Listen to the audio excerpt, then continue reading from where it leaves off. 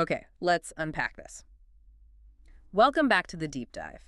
Today, we are immersing ourselves in the extraordinary life and, well, the volatile genius of one of the 20th century's most critical physicists, Sir Chandrasekhar Venkata Raman. C.V. Raman, yes. And this is really a story about challenging, colonial-era scientific authority, achieving what seems impossible from a modest lab, and a personality so formidable it both propelled monumental discovery and created decades of bitter controversy. It really is. And I think a good place to start is with the prize itself. In 1930, Raman wins the Nobel Prize in Physics for his work on the scattering of light. What we now call the Raman effect. Exactly. And this achievement, it really rewrote the global map of science. He was the first Asian and, critically, the first non-white person to ever receive a Nobel in the sciences. You have to put that in context, right? You absolutely have to. I mean, this victory wasn't just some personal triumph.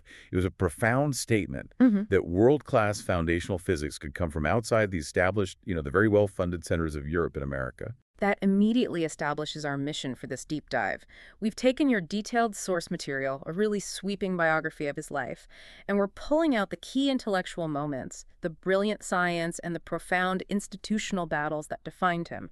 We want to understand not just what he discovered, but how his sheer force of will shaped the entire landscape of modern Indian research. Precisely, and we're tracking the genesis of this genius right from the start.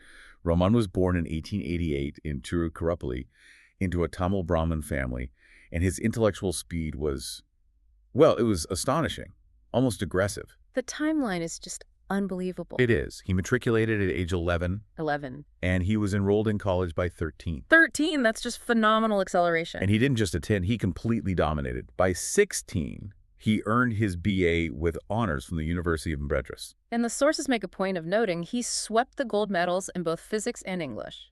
Yes.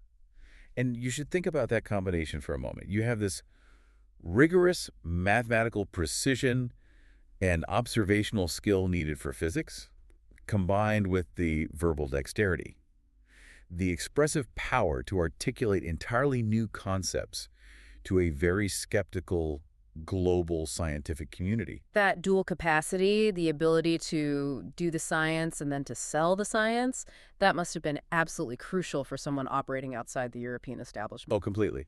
And he was already publishing his results before he even, officially had his degree. That's the part that's just wild to me. Absolutely. His first scientific paper, it was on light diffraction from a rectangular aperture. Right. And he gets it published in the Philosophical Magazine in 1906. Which, for our listeners, wasn't just any journal. That was the journal. That was the premier British journal of the time. I mean, the absolute top tier. And he's, 18 at this point? Still a graduate student. He's already bypassing the academic ladder. I noticed in the sources that his second paper, something about the surface tension of liquids, was published in that same journal right alongside a paper by the legendary Lord Rayleigh. Yes, and that interaction is so telling. Rayleigh, who had no idea of Raman's youth or his limited resources, was so impressed that he started corresponding with him. And he addressed him as professor, right? Wait, courteously addressing the young man as professor. It really highlights that Raman was seen right from the start as this self-made scientific entity, achieving international credibility based purely on the quality of his observation and analysis, despite his distance from the centers of power. So if Raman was already getting letters from scientific legends, this brings us to that first great turning point in his career. Let's call it Section 2, the choice.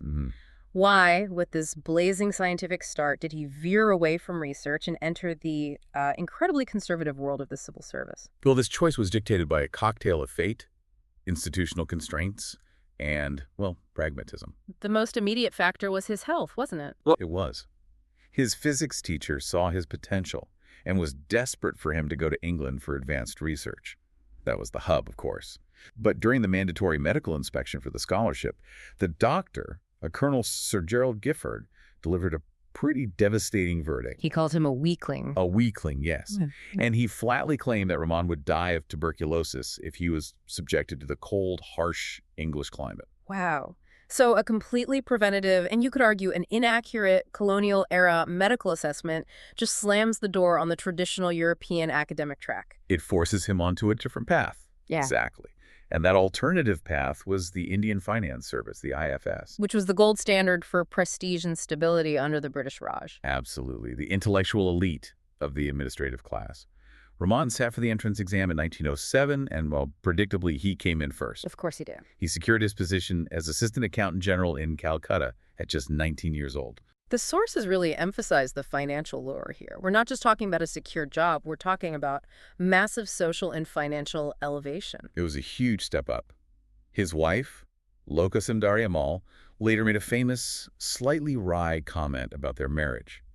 She noted it was partially due to, and this is a quote, the extra allowance which the finance department gave to its married officers. A specific bonus for being married? An additional 150 rupees a month, which was a substantial sum at the time.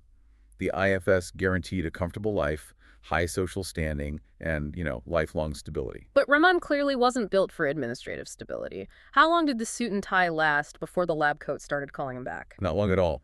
This is where his scientific drive really proves its power. While he's posted in Calcutta, he's riding a tram one day past 210 Beaubazar Street, and he sees a sign. The Indian Association for the Cultivation of Science, the IACS. Exactly. This was the first research institution established in India, founded way back in 1876 by Dr. Mahendra Surkar. But by 1907, it was essentially dormant. Just an empty building, more or less. A museum piece. It had produced virtually no research papers and lacked any regular active scientists. So Raman, the accountant general, essentially stumbles upon this abandoned, potentially world-class physical space in the heart of the city. That's the perfect way to put it. He immediately gets permission to use the facilities. And crucially, because he's employed full-time by the government, he can only do research at very unusual hours. Early mornings, late nights, weekends. Exactly. He transforms that empty vessel into a functional research center through sheer determination. His article on Newton's rings in polarized light, published in Nature in 1907, became the very first genuine research paper to ever emerge from the IACS. So he used his private time, sacrificing stability and leisure, to build a world-class institution from scratch, which makes his next step, what the sources call his supreme sacrifice, logical but still just astonishing. It is the defining moment of his dedication. In 1917, after 10 years of service in the IFS, he resigns. He resigns from his high-paying, ultra-secure government job to accept the newly created Pallet Professorship of Physics at the University of Calcutta. And the sources are very clear on this. His new salary as a professor was roughly half of what he had been earning. Half. This was a tremendous financial and professional risk, especially in colonial India. So what was the trade-off, besides just pure passion? What were the terms of the professorship that made that salary cut worthwhile? The terms were a scientist's dream. Total academic freedom. The offer stipulated that he would, and I'm quoting here, not be required to take any teaching work in MA and MSc classes to the detriment of his own research or assisting advanced students in their researches. So he exchanged stability and money for complete control over his research and the ability to mentor students. All of his energy could now go to the lab. That sounds like a powerful institutional endorsement, but the sources indicate this appointment was immediately met with resistance from inside the university. It was very contentious. Many of the foreign members of the Senate objected, and they objected strongly. Their rationale was, frankly, pure colonial prejudice. Raman didn't have a PhD. He lacked a PhD, and he had never studied in Europe. He didn't follow the prescribed academic trajectory. His homegrown genius was literally being held against him. So how did he get past that? This is where the power of Sir Ashutosh Mukherjee, the Vice-Chancellor of the University of Calcutta, came in. Mukherjee just bypassed the objections. He arranged for an honorary Doctor of Science, a DSc, to be conferred upon Raman by the university in 1921. A formal acknowledgement that his published, proven research was more important than a piece of paper from Europe. It far outweighed the need for formal European accreditation, yes. By the time he was elected a Fellow of the Royal Society and FRS in 1924, he must have felt scientifically untouchable. He was truly a global competitor at that point. He was, and he knew it. His ambition was now completely unrestrained. When Mukherjee asked him what goal he would pursue next, after the FRS election, Raman's reply was that classic, confident declaration, the Nobel Prize, of course. It wasn't just ambition, was it? It was this almost belligerent confidence that he belonged to the absolute pinnacle of world science. And he had the empirical proof to back it up. Hmm. You have to wonder if that kind of hubris was necessary for a scientist operating outside the established Western network. It's a fascinating question. It seems like that ferocious confidence was an essential shield. Moving into Section 3, let's look at the scientific groundwork that led to the Nobel. Before the definitive light scattering work, Raman spent a significant amount of time on acoustics. For someone who was destined for a Nobel in physics, why this big detour into the vibrations of musical instruments? Well, it wasn't really a detour. It was more of a conceptual training ground. Raman's early obsession with acoustics, which started back at the IACS, was fundamentally a study of wave phenomena, vibration, harmonic structure. He was deeply inspired by Hermann von Helmholtz's seminal work, The Sensations of Tone. So he was applying the rigor of physics to explain the aesthetics of sound. Exactly. He did these highly detailed studies on things like the wolf note phenomenon. That sudden jarring sound on violins and cellos. Yes, that unstable sound you get on certain notes. He meticulously analyzed the complex vibrations of the bridge and the body that caused this effect. If you think about it, acoustics is all about these subtle shifts in frequency, resonance, energy transfer. Right. It sounds like the perfect conceptual prelude to light scattering, which is essentially about subtle shifts in wavelength and energy transfer. That's the core intellectual connection. That's what we need to highlight. He was training his experimental eye to detect and quantify subtle shifts in vibration patterns. And he applied this rigor to instruments that Western science had largely ignored. He did. He conducted the first scientific studies analyzing the harmonic structure of sounds produced by the tabla and the mridangam. So instead of just dismissing them as simple drums, he analyzed them as these complex acoustical systems. And he proved they produced sounds with rich, organized harmonic overtones. He challenged the simplistic view and put them on the same scientific footing as, say, the Western violin. Even his 1921 visit to England, which was brief, was used to study sound propagation in the dome of St. Paul's Cathedral. The famous whispering gallery effect, yes. He was investigating how sound waves cling to curved surfaces. It was all part of this deep dive into wave physics. And all this expertise in wave phenomena culminates in that pivotal moment that shifts his focus entirely from sound to light, the famous sea color controversy. This is one of the most romantic and consequential shipboard observations in the history of science. It's September 1921. He's sailing back to India from England on the SS Narkunda, and he finds himself just contemplating the deep blue of the Mediterranean Sea. And the prevailing wisdom from Lord Rayleigh was that the blue color of the sea was just a reflection of the blue sky. Exactly, an optical illusion. The idea was that the sea was simply reflecting light from the blue sky, scattered according to the famous Rayleigh scattering formula. Which, again, sounds perfectly logical, but Raman looked deeper. He did, and he used surprisingly simple tools. A pocket spectroscope and something called a Nicol prism. What's a Nicol prism? It's a piece of calcite crystal that filters light polarization. He used it specifically to eliminate surface reflections, to block the scattered light coming from the sky. Okay, so if Rayleigh's theory was correct, when he looked through the prism, the sea should have turned dark or gray. It should have. But instead, it appeared even more intensely, intrinsically blue. That was the observational contradiction that launched his most famous work. If the blue wasn't reflected skylight, what on earth was causing it? Raman immediately proposed an alternative mechanism, molecular diffraction. Which is the scattering of light by the water molecules themselves? Yes. Think of the light hitting the tiny individual water molecules and being redirected. He suggested that the vast number of these molecules, rather than surface reflection, were diffracting the blue wavelengths more efficiently. And he rushed a note to nature as soon as the ship docked. Titled The Color of the Sea, yes. He argued that Rayleigh's explanation was, quote, questionable by a simple mode of observation. And this wasn't just a philosophical musing. This became a concrete research agenda back in Calcutta, right? Absolutely. He put his students, including K.R. Ramanathan, to work. They used the Bay of Bengal as their laboratory, confirming experimentally that the blue color persisted even when the sky was cloudy or when observing from depth. So this work, done with ingenuity and minimal equipment at the IACS, it validated his insight. Completely.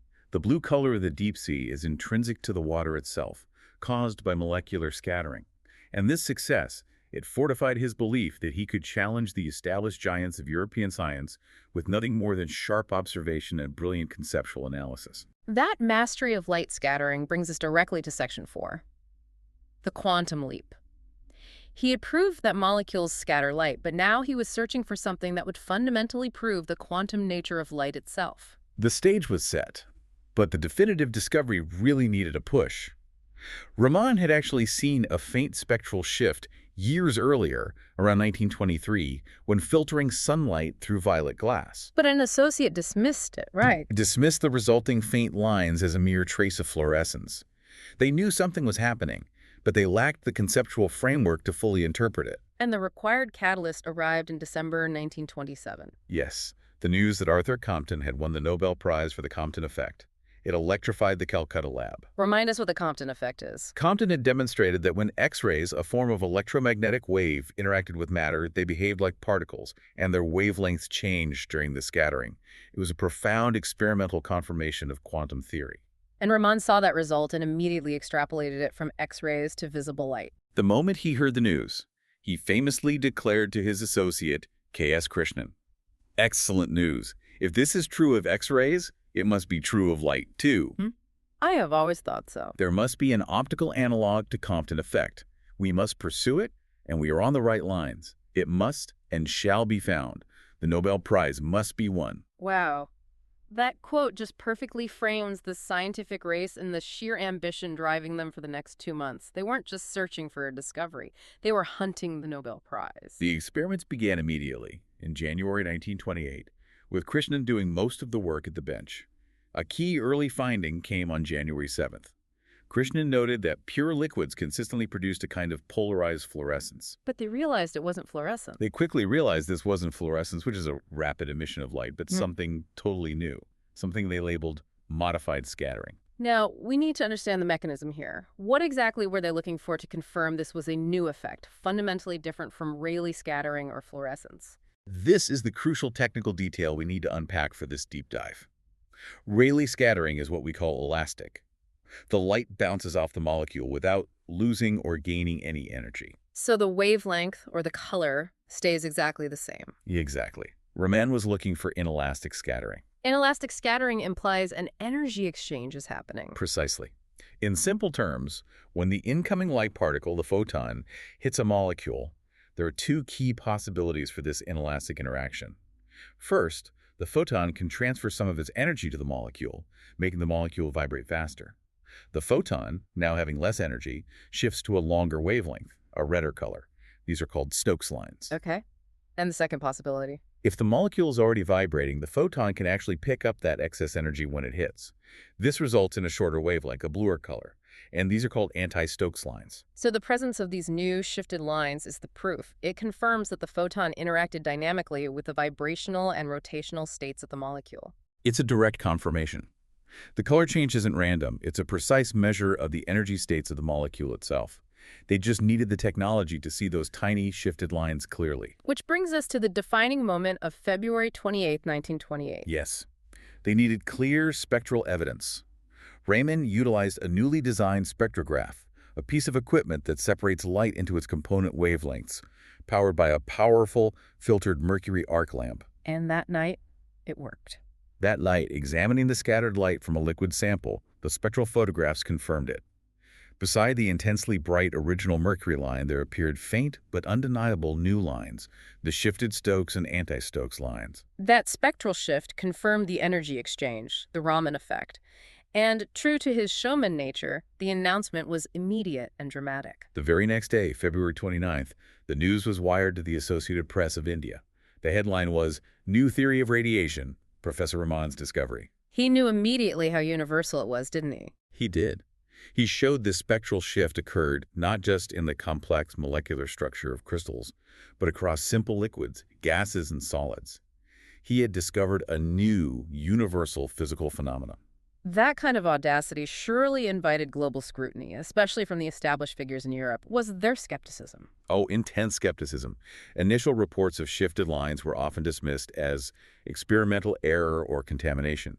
Major European physicists, including Arnold Sommerfeld and George Hughes, they tried to reproduce the results, and they failed at first. Why did they fail? Their equipment or their filtering methods just weren't sensitive enough. They questioned whether the faint lines were just a form of spurious fluorescence. So who validated the work? Who was it that guaranteed its place in history? The crucial independent confirmation arrived later in June 1928 from Peter Pringsheim at the University of Berlin. Pringsheim successfully reproduced the results using cleaner substances and better filtering, and he validated Raman's claims. And it was Pringsheim who coined the name, right? Yes, it was Pringsheim who coined the lasting terminology, calling the phenomenon the Raman effect, and the shifted spectral lines the Linnean the Raman effects, the Raman lines. The ultimate outcome of this discovery fundamentally changed physics. What was its true lasting significance beyond just the prize?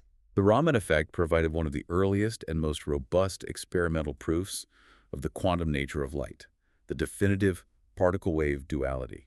It showed the photon engaging in a dynamic energy exchange, confirming its particle-like behavior. And what did the other giants of physics think? Robert W. Wood, a major physicist at Johns Hopkins, called it one of the most convincing proofs of the quantum theory.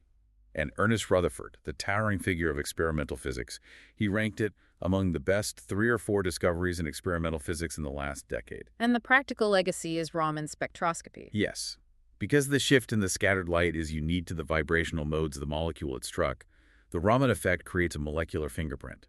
Raman spectroscopy is now an indispensable tool in chemistry, forensics, medicine, material science. So scientists can identify substances based purely on their unique spectral shift. Exactly. And all of this came from a scientist who famously boasted, perhaps with some exaggeration, "When I got my Nobel Prize, I had spent hardly 200 rupees on my equipment." It just underscores this triumph of intellectual ingenuity over massive institutional budgets. That victory in 1930 confirms that Raman was right all along in his self-belief. His certainty of winning the Nobel was almost as famous as the discovery itself. The Nobel fixation was absolute. He was intensely disappointed in 1928 and 1929 when he was passed over. But in 1930, his confidence was so total that he booked steamship tickets to Stockholm for himself and his wife in July. 4 months before the official announcement in November. 4 months. His wife recalled him obsessively scanning the newspaper every single morning, just desperate for the confirmation. When he was asked about sharing the prize, given the possibility that the discovery could have been shared, his competitive nature immediately came out. He was completely unapologetic. He stated flatly that I should have shared the Nobel Prize with Compton, and I should not have liked that. I would rather receive the whole of it. It wasn't just about the science, it was about the singular, undeniable validation of his life's work. So following the Nobel, Raman shifted his focus dramatically from discovery in Calcutta to institutional leadership and applied physics in Bangalore. This marked the next major phase of his career. In 1933, he accepted the position of the first Indian director of the Indian Institute of Science, or ISC, in Bangalore. This was a massive transition into administration. A huge transition aimed at shaping the future of Indian scientific infrastructure. He also leveraged his authority to found the Indian Academy of Sciences in 1934 and later the Raman Research Institute, the RRI, in 1948, which really became his personal sanctuary and final laboratory. During this post-Nobel era, what were his major scientific contributions? Was he able to maintain that same level of fundamental inquiry? Oh, absolutely. One of his most important contributions in applied physics was the celebrated Raman theory, which he developed with his student Nagendranath. And this was the foundational theoretical explanation for the acousto-optic effect. That's right. Let's be precise. What is the acousto-optic effect and why is it still important now? The acousto-optic effect is essentially the diffraction or scattering of light by high-frequency sound waves, specifically ultrasound waves traveling through a transparent medium. So the sound waves create these periodic density variations in the medium, Which act like a diffraction grating. Light passing through this area is scattered by the acoustic waves. The Raman theory provided the exact mathematical basis for predicting this light scattering. And why does this matter today? Today, acousto-optic modulators, deflectors, and filters are critical components in modern telecommunications, fiber optics, and high-speed laser scanning systems. So he moved from a purely conceptual quantum discovery to laying the theoretical groundwork for modern optical engineering. Yes, it just demonstrates his versatility. But what's particularly striking about his later career is his focus on the aesthetics of the physical world. He dedicated decades to understanding color, iridescence, and crystalline structure. That's where the intellectual connection between acoustics, the Raman effect, and his later work on gems comes into sharp focus, isn't it? It's a relentless, lifelong pursuit of understanding how molecular structure dictates light interaction. From 1944 to 1968, he devoted immense energy to studying the properties of diamond. Why diamond? He analyzed its subtle fluorescence, its hardness, its crystal lattice structure, using diamond itself as a key material for studying crystal vibrations, which is a direct continuation of the principles underlying the Raman effect. And he also studied many common, beautiful, but complex materials. He was captivated by the optical physics of everyday iridescent materials: opal, agate, labradorite, pearly feldspar, the optical behavior of pearls. He wasn't just looking at them. He was trying to understand the exact physical mechanism, whether it was structural color, interference, or molecular alignment, that produced that visual splendor. He saw aesthetic beauty as the end result of fundamental quantum processes. Exactly. And toward the very end of his life, he even moved into biological structures. In the 1960s, right. Yes, in the 60s, he turned to understanding the physiology of human vision and the colors of flowers, studying the pigments he called fluorochromes. His intellectual journey, if you look at it, it's this unified line, from detecting subtle sound vibrations, to discovering how light interacts with molecular vibrations to produce a spectral fingerprint, to spending the rest of his life analyzing how those physical interactions manifest as the beautiful colors we see in the sea, in gems, and in nature. It's the science of visible quantum mechanics. It's clear that C.V. Raman possessed a towering, unified intellect.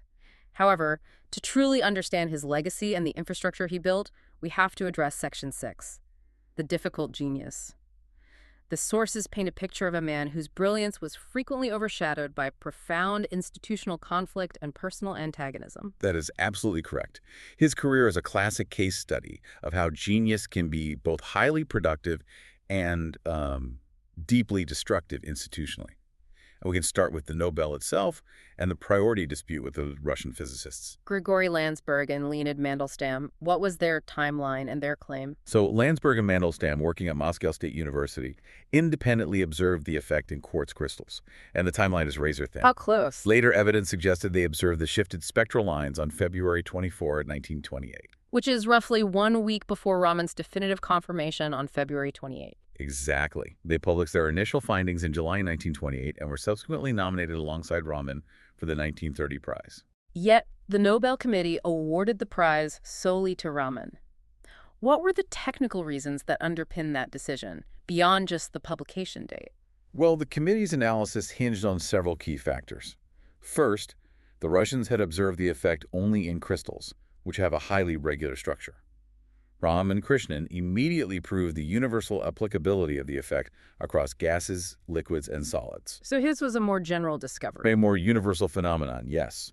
Second, the Nobel Committee noted that the Russians, in their initial publication, actually cited Raman's earlier non-Nobel winning work on light scattering for the theoretical interpretation of their own lines. So they were building on his previous insights. In a way, yes. And third, Raman's immediate and broad application of the method to molecular physics was just deemed superior. The committee concluded that Raman had provided the more definitive and broadly applicable proof and interpretation. Now we have to address the most tragic footnote to this story: the role and fate of K.S. Krishnan, Raman's primary associate. Krishnan's contribution was absolutely integral. He was the one leading the benchwork experiments. He noted the initial modified scattering on January 7th. And he co-authored virtually all of the key discovery papers in 1928. He was, by all accounts, a co-discoverer. He was. Yet he was never included in the Nobel nomination. And the relationship became deeply toxic later in life. What was the trajectory of that hostility? After Krishnan achieved success and recognition in his own right, Raman's antagonism just grew and grew. Krishnan described Raman's subsequent hostility toward him as the greatest tragedy of my life. Raman became openly vicious. Vicious. Even after Krishnan's death, he told a correspondent that Krishnan was, quote, the greatest charlatan I have known, and all his life he masqueraded in the cloak of another man's discovery. That's just incredibly cruel. The cruelty of that remark, directed at a former student and coworker who was so integral to his greatest achievement, it reveals a dark edge to Raman's personality, a profound insecurity about sharing credit. And that desire for singular recognition seemed to fuel his next major conflict: the decade-long intellectual feud with Max Born, the Raman-Born controversy. This unfolded at the Indian Institute of Science, the ISC. Raman, as director, invited Max Born, another Nobel laureate who was fleeing Nazi persecution in Germany, to join ISC in 1933. The scientific core of their dispute was lattice dynamics. Let's define that term because it's critical for understanding the fight. Lattice dynamics is the fundamental study of how atoms vibrate within a crystal structure. These vibrations dictate critical material properties like heat capacity, thermal conductivity, sound propagation. So they were arguing over the very nature of solids. In a sense, yes. Born had developed a complex, very detailed theoretical model for these crystal vibrations. Raman, based on his spectroscopic observations, developed a competing, simpler theory. And this wasn't a gentlemanly debate, was it? It became a personal and professional war. It was vicious. Born's theory, relying on complex mathematical concepts, was generally accepted by the physics community as a more comprehensive and accurate model, particularly in explaining the thermal properties of crystals. But Raman was adamant that Born's model contradicted his own experimental evidence. Absolutely adamant. And what was the lasting damage of this dispute? Raman used his institutional power to suppress Born's theory. As the editor of the influential journal Current Science, Raman actively rejected papers that supported Born's view of lattice dynamics. He effectively blocked intellectual discourse on a foundational area of physics within India for years. Born later said he felt Raman considered him an enemy. He did. This episode really underscores Raman's fatal flaw, an inability to tolerate intellectual dissent, particularly when it challenged his own empirical observations. This intellectual rigidity seems to be mirrored in his institutional management at ISC, which led to his eventual forced resignation as director. His tenure was short and explosive. Raman entered ISC in 1933 with a clear mandate to elevate science, but he drove the institute's focus almost entirely toward physics research. To the detriment of other departments. Often to the detriment of other equally important departments like engineering and chemistry. He was criticized for behaving, quote, like a bull in a china shop, disrupting the established administrative and financial balance. So he just shifted the balance of power too aggressively. He did. A review committee was convened in 1936, which ultimately concluded that he had overreached his administrative mandate and had misused funds. He was forced to step down as director, though he was allowed to remain as a professor of physics. A major institutional rebuke. A huge one. It demonstrated that his individual genius could not always translate into successful leadership. Another deeply revealing anecdote concerns Kamala Sohani and Raman's views on women in science. This is a critical anecdote that really provides nuance to his character. In 1933, Kamala Sohani, who had excelled in her studies, applied for a research fellowship at ISISC. Raman, as director, initially rejected her application flatly. And his reasoning was explicit and deeply sexist. Explicitly so. He believed that women were not considered competent enough to pursue research. That is just a staggering position for such a brilliant, forward-thinking scientist to hold. It's a profound contradiction. Sohani, however, refused to accept this institutional bias. She resorted to a satyagraha, a nonviolent protest, right outside his office until he conceded. So he eventually let her in. He did, but under humiliating stipulations. He forced her to work on a year's probation and required her to work outside of standard hours. She became the first woman admitted to the institute in 1933. And what was her lasting impression of him? She later reflected, stating that while Raman was undoubtedly a great scientist, he was very narrow-minded. I can never forget the way he treated me just because I was a woman. And her subsequent career, where she became a pioneering biochemist, proves that his judgment was not only prejudiced, but demonstrably wrong. Completely wrong. Moving to his political life, Raman was publicly aggressive in his opposition to Prime Minister Jawaharlal Nehru's scientific policies. His political antagonism was fierce. Raman was a profound libertarian when it came to science. He detested centralized governmental control and these massive bureaucratic organizations like the Habha Atomic Research Center and the CSIR. He called them the Nehru-Bhatnagar effect. Yes, and he saw them as stifling, true, curiosity-driven genius. This conflict led to some truly theatrical displays of rebellion. It did. The sources recount two incredible physical acts that demonstrate his rage against the state. In one instance, he was so infuriated by Nehru's policies that he reportedly smashed a bust of the prime minister. And he smashed his own Bharat Ratna medallion. Even more dramatically, he shattered his own Bharat Ratna, India's highest civilian honor, which he received in 1954 with a hammer. He viewed it as a symbol of a government whose science policies he despised. And he used his scientific showmanship to publicly embarrass Nehru during a visit to his institute. This is a classic Roman anecdote. During Nehru's visit to the Roman Research Institute in 1948, Raman set up a display where pure copper and gold samples were shown side by side under ultraviolet light. Okay. Copper, due to its properties, glows with a much more brilliant, almost startling light under UV than gold does. Nehru was misled, and he pointed to the copper as the more beautiful gold sample. And Raman seized the moment for a political jab. He did. He stated sharply, "Mr. Prime Minister, everything that glitters is not gold." It was a pointed critique of the government's tendency to prioritize flash over substance. That intense aversion to government interference extended directly to the funding of his own institute. Absolutely. When Nehru offered financial assistance to the Roman Research Institute, Raman flatly refused, maintaining the RI's independence. His rationale was simple. They certainly don't want this to become another government laboratory. He wanted autonomy and freedom from political mandate above all else. Finally, let's briefly consider his personal philosophy. The sources note his open agnosticism. He was openly agnostic, though he fiercely rejected being labeled an atheist. His views were informed by the philosophy of Advaita Vedanta and thinkers like Herbert Spencer. He saw science itself as the path to the divine. How did he define his belief? He said, "If there is a God, we must look for him in the universe. If he is not there, he is not worth looking for." The growing discoveries in the science of astronomy and physics seem to be further and further revelations of God. And his final requests were consistent with that independence from tradition. Completely. Despite being born into a Tamil Brahmin family, he scorned a religious ritual. On his deathbed, he told his wife he requested a clean and simple cremation for me, no mumbo-jumbo, please. He maintained his scientific, rational approach right to the very end. As we bring this deep dive to a close, C.V. Raman's legacy is monumental. He's recognized globally.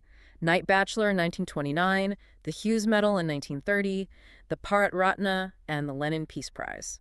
But his institutional legacy, forged in conflict, is perhaps the most complex part of the story. His institutional achievements, founding the Indian Academy of Sciences and the Roman Research Institute, were absolutely critical to the development of indigenous Indian science. However, even his relationship with the international establishment remained volatile until the end. He remains the only Indian Fellow of the Royal Society ever to have resigned. He did so in 1968. The exact reason is unrecorded, but it was likely a culmination of disagreements over peer review or a critical review of one of his later, perhaps more idiosyncratic manuscripts. The ultimate commemoration, however, is scientific, cementing his pivotal moment in time. Indeed, India celebrates National Science Day every year on February 28, specifically to commemorate the date of the definitive discovery of the Raman effect in 1928. That date is now woven into the national consciousness as a moment of great intellectual pride and achievement. And in his final instruction, just days before his death in November 1970, we see the institutional builder emerge one last time. 2 days before he passed away, he called a former student to his bedside and he gave this final, poignant instruction. "Do not allow the journals of the Academy to die, for they are the sensitive indicators of the quality of science being done in the country and whether science is taking root in it or not." He understood that true scientific health is measured not just by discoveries, but by the rigor and vitality of its published communication. And an incredible final focus on publication and discourse from a man who spent his life generating and articulating new knowledge. And this brings us to the final provocative thought for you, the learner. Raman dedicated significant portions of his life, from the acoustics of the tabla to the colors of fluorochromes, to relentlessly pursue the understanding of color and light-matter interaction. If the Raman effect proved that light, when interacting with matter, yields a new, unique molecular fingerprint revealed through color and wavelength shifts, what does this lifelong scientific pursuit of visual beauty tell us about the ultimate entanglement between human aesthetic curiosity and fundamental quantum physics? He used simple beauty as the empirical guide to the most complex realities of the universe. It seems his entire career was an answer to the question, how does the quantum world manifest as visible poetry? Thank you for joining us for this deep dive into the complex and fascinating world of Sir C.V. Raman.